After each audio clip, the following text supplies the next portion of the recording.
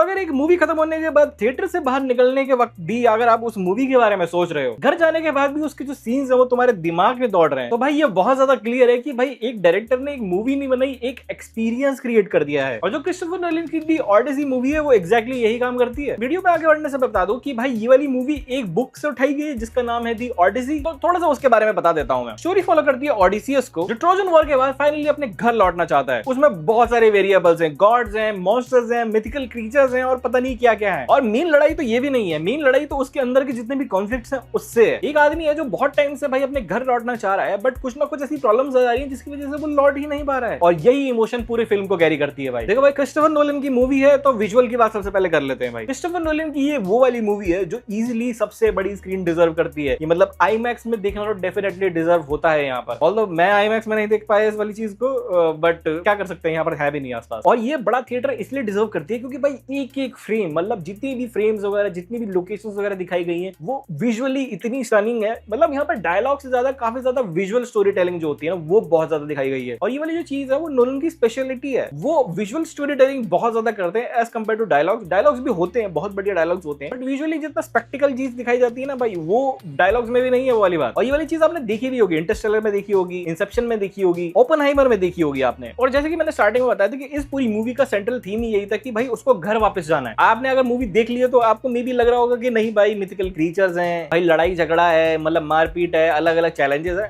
But नहीं, but यहाँ पर मेन गोल सिर्फ वापस जाना ही है घर भाई, अपनी बीवी के पास, अपने बच्चे के पास वापस जाना है। और ये वाली सेंट्रल थीम को बहुत ज्यादा अच्छे से सपोर्ट करता है भाई इसका बैकग्राउंड म्यूजिक, बहुत बहुत बढ़िया भाई। मतलब इस चीज को, इस वाली फीलिंग को जो एलिवेट करने वाली बात होती है ना कि भाई ठीक है हम जान रहे हैं कि भाई ये बुक पे बेस्ड है, यहाँ पर एक बंदा वापस जाना चाहता है घर में, उसको बहुत सारी परेशानी आ रही है, वो हमें पता है, बट उस चीज को फील कैसे करवाना है ना भाई, इसका बैकग्राउंड म्यूजिक बहुत बहुत बढ़िया काम करता है भाई। एंड सिर्फ इतना ही नहीं, यहाँ पर एक्टिंग भी उसी हिसाब से काम करती है भाई। जितने भी एक्टर्स हैं भाई बहुत ही अमेजिंग काम, मतलब ऐसा नहीं है कि सिर्फ जो मेन एक्टर्स है वो बहुत बढ़िया काम कर रहे हैं, इवन जो साइड कैरेक्टर्स है, इवन जिनका एक पासिंग शॉट भी है, उनकी भी एक्टिंग ऑन द पॉइंट है भाई। मतलब इतनी चीजें बिलीवेबल लग जाती है ना कि ऐसा लगता है कि ये साला ये कहाँ शूट करा है, ये मतलब इतना रियल क्यों लग रहा है ये। और यही छोटी छोटी चीजें हैं जो मूवी को बहुत ज्यादा इमर्सिव बना देती हैं। ऐसा लगता है कि मैं उस वाले वर्ल्ड में मैं जी रहा हूँ। ऑल्दो मैंने इतने बड़े थिएटर में और इतने क्रेजी थिएटर में नहीं देखा मैंने, बट स्टिल मैं ये फील कर पा रहा हूँ। तो मैं सोच रहा हूँ कि भाई आईमैक्स में तो क्रेजी ही हो जाएगा, मैं देखूंगा डेफिनेटली, अभी मेरे को मौका लगेगा तो। अभी देखो भाई, जिन्होंने मूवी देख लिया ना भाई, सब धड़ाधड़ मिलकर तारीफ करेंगे। जिनको भाई अपना गुस्सा निकालना होता है, टारगेटेड हेट होती है, वो तो अपना देखो भाई गाली बकेंगे ही बकेंगे, बट मेजरली लोग इसको पसंद करेंगे ही करेंगे। बट कुछ टाइम पहले तक भाई ये वाली चीज इतनी सिंपल नहीं थी। जब इसका ट्रेलर रिलीज हुआ था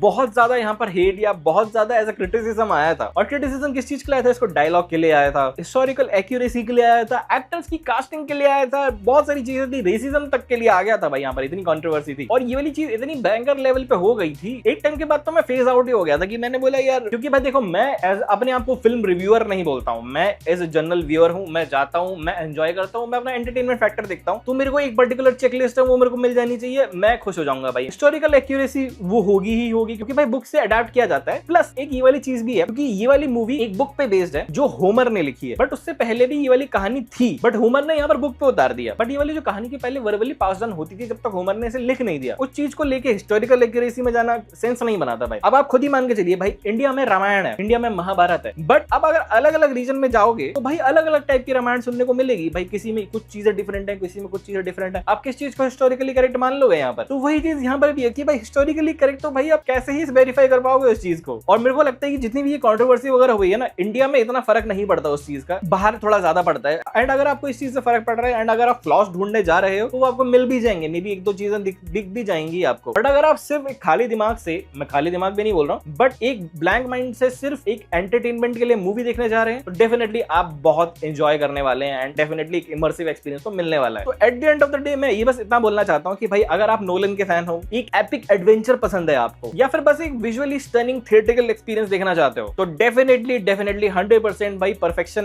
मैं तो परफेक्शन दूंगा भाई इस चीज को। ऑडिसी भाई देखो, हो सके तो बिगेस्ट फॉर्मेट में देखो भाई, हो सके तो आईमैक्स से आसपास तो भाई आईमैक्स में जाके देख लो भाई। और अगर आपने ये वाली मूवी देख ली है तो मेरे को कमेंट सेक्शन में जरूर बताना कि भाई आपको कैसी लगी वाली मूवी। मैं जानना चाहता हूँ कि भाई क्या ये मेरे को ही बेस्ट एक्सपीरियंस लगा कि दूसरों को भी बेस्ट एक्सपीरियंस था। ये वीडियो अच्छी लगी हो तो लाइक करना, चैनल को सब्सक्राइब करना। मैं मिलता हूँ आपसे नेक्स्ट वीडियो में, तब तक के लिए जय हिंद, वंदे मातरम।